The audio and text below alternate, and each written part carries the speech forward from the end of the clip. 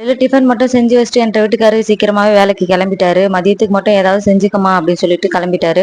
சரி ஏதாவது செஞ்சுப்போம் அப்படின்னு சொல்லி நானும் இருந்தேன். சரி ஏதாவது செய்யறத விட கொஞ்சம் ஹெல்த்தியாவே செய்வோம் அப்படின்னு சொல்லிட்டு ஃப்ரிட்ஜ போய் ஓப்பன் பண்ணா முட்டை இருந்துச்சு, அவரைக்காய் இருந்துச்சு, கீரை இருந்துச்சு. சரி ஓகே முட்டையை தூக்கி வேக போடு, அவரைக்காயை தூக்கி பொரியல் போடு, கீரை ஏன் விடுவானே போடுறா பொரியல்னு கீரையும் தூக்கி பொரியல போட்டாச்சு.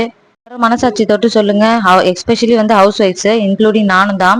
நம்ம தனியா வீட்ல இருக்கும்போது யாராச்சும் இந்த மாதிரி 2 பொரியல் வச்சு என்னைக்காவது நம்ம சாப்பிட்டுருப்போமா? கண்டிப்பா மாட்டோம். என்னத்த ஒத்த ஆளுக்கு 2 பொரியல வச்சு சாப்பிட்டுக்கிட்டு, இருக்கிற பழசுபட்ட குழம்பு ஏதாச்சும் ஊத்தி சாப்பிட்டு படுத்துக்குவோம் அப்படின்னு சொல்லி அப்படிதான் இருப்போம் நம்ம தனியா இருந்தோம்னா. ஆனா அதுதான் தப்பு. 30 வயசு தாண்டின என்ன மாதிரி லேடிஸ் யாராச்சும் இருந்தீங்கன்னா நோட் பண்ணிக்கோங்க. நம்ம உடம்ப நம்ம தான் பாத்துக்கணும்.